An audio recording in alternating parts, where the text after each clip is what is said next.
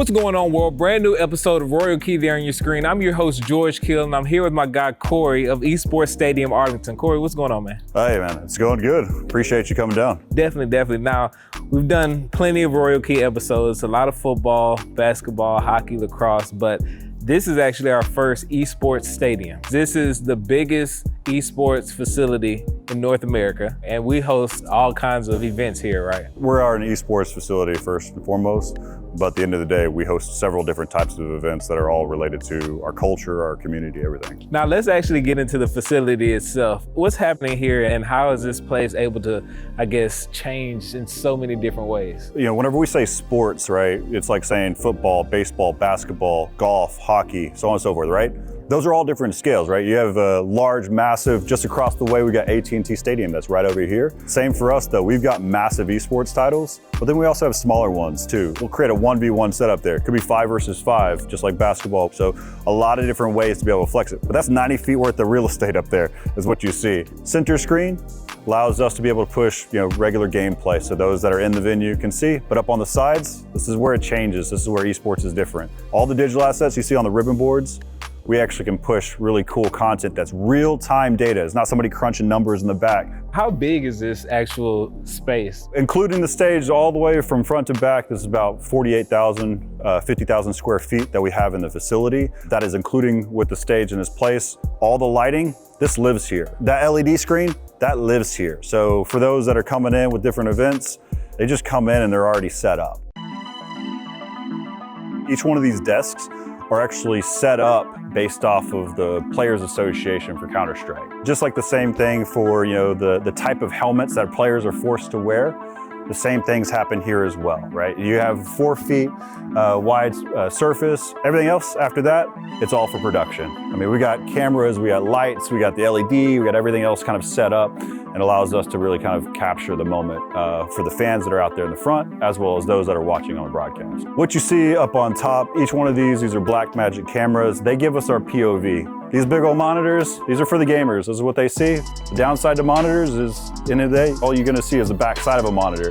So what we do is we actually have cameras on the other side, push their image up on the front for those that are in venue, and that also allows us to see them in the broadcast. So that's just the starting. Every single player, they get their own camera. And down at the very far end over here is a Sony 4K PTZ. It's a robotic camera. We actually can control that in the backside from the control room. It allows us to see that down the line shot. Quick reactions, players high-fiving right after a round happens. We get all that stuff from several different angles, including one that's up top that I didn't show you before.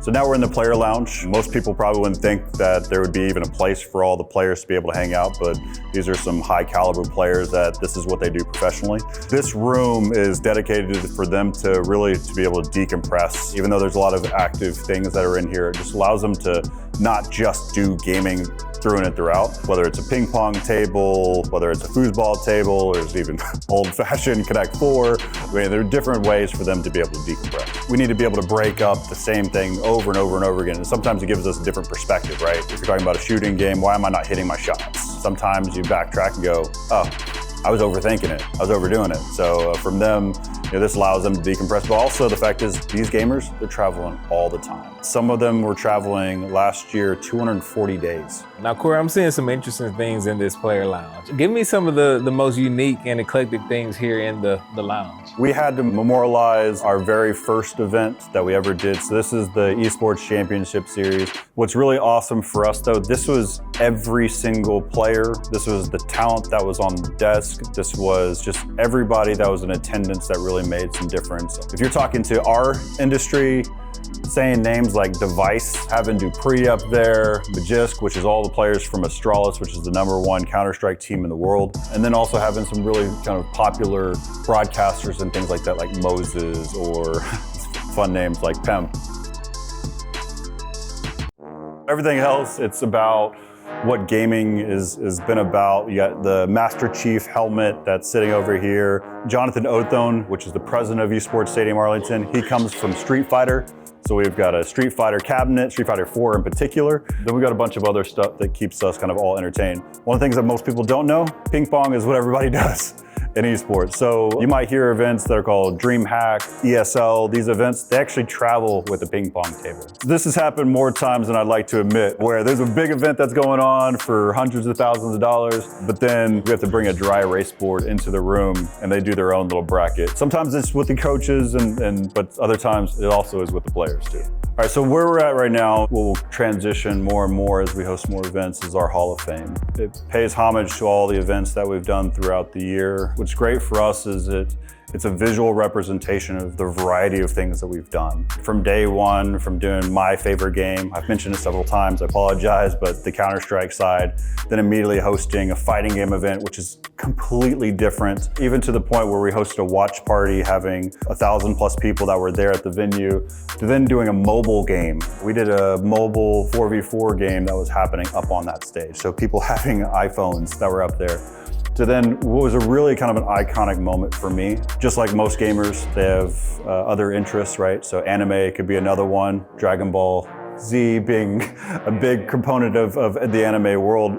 We actually had the voice actors of Goku and Vegeta were actually playing 1 versus 1 against each other in Dragon Ball Z Fighters. Now, is there one, I guess, event or type of event that you would like to host here that hasn't been done yet? I think for me, it's really about the chance to create one of these events. We've done a bunch of events, bringing them in here. I look forward to large events throughout the year, but those are pretty common. For me, I want to create that experience from beginning to end. So the way that the fans feel in the venue, and that's one of the unique parts for us, is that we're not just a venue.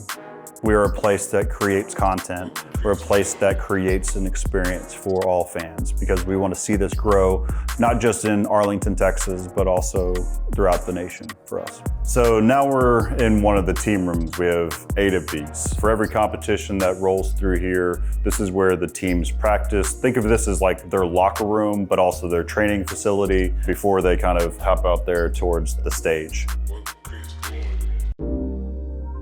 Explain some of the tech in here, because I'm seeing some really high level stuff that looks like if I touch it, I'm gonna be out of everything. These are on standard tables. They can roll around, move around as they want to, because at the end of the day, this is their training facility. They can move, shift things around. The keyboard, mice, they come with the room that allows them to be able to game as they need to. But really, you're talking about the more expensive stuff, which is the PC rigs. Those are top of the line whenever it comes to any type of competition. So we have our GeForce 1080 GTXs. NVIDIA is a great sponsor of ours. They're able to come in full force to be able to help us provide all the graphics cards for the entire facility, as well as helping us partner with Predator, Acer Predator, to be able to come in clutch with 240 hertz monitors, 1 millisecond response time. I know that means not a lot, but for us, it's huge because it's how fast things react, right?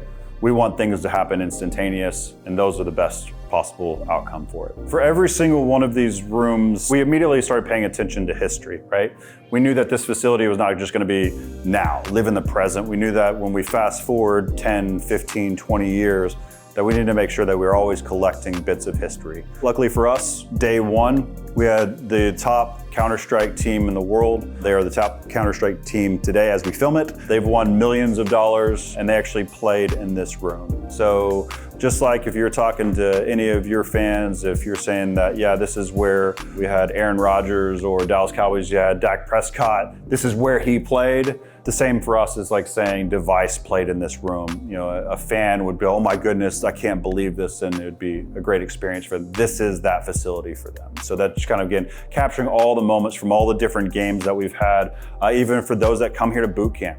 So a team like Simplicity, this team came in and they were using this place as a practice facility before they went on to other North American events. This space we've talked about, in the end of the day, it all comes down to the production and the caster room. This is where a lot of play-by-play commentary happens. We give them the ability to see everything that they want to see. They need to have all bits of information. So we've got these 2 screens that are available for them that allow them to see all gameplay from every different angle, as well as additional stats that go with that. Then that moves over to the audio room. This is just like if you're watching ESPN, this is a full control space so that the audio guy only hears the sounds of what they need to hear for the broadcast. There's no extra noise that's coming into the room.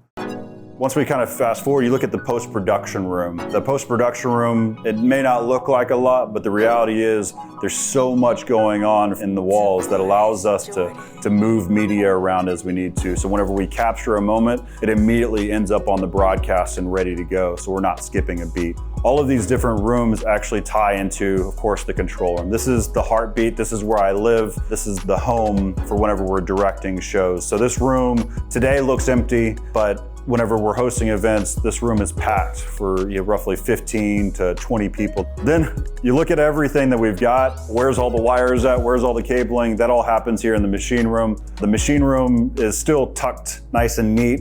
You go to Reddit, you might check it out on some different Reddit sites about how awesome the cabling is done.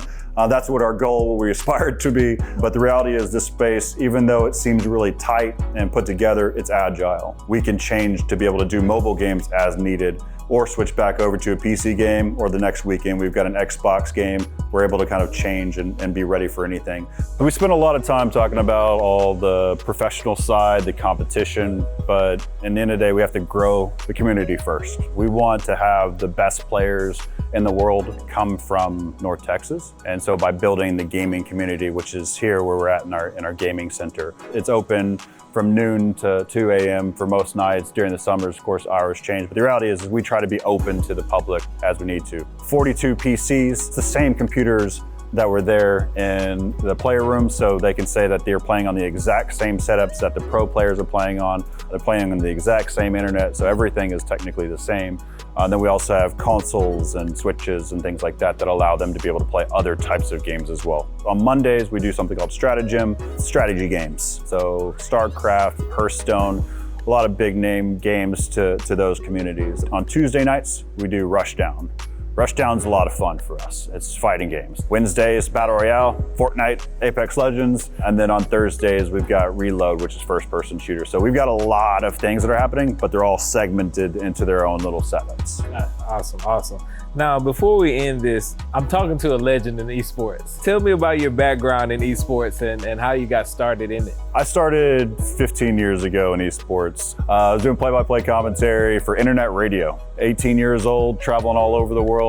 Went to Beijing, Shanghai, London, Sweden, Denmark, Germany, every major city in the US doing play-by-play commentary for video games. All basketball fans, he's like the Digger Phelps or Dick Vitale of esports.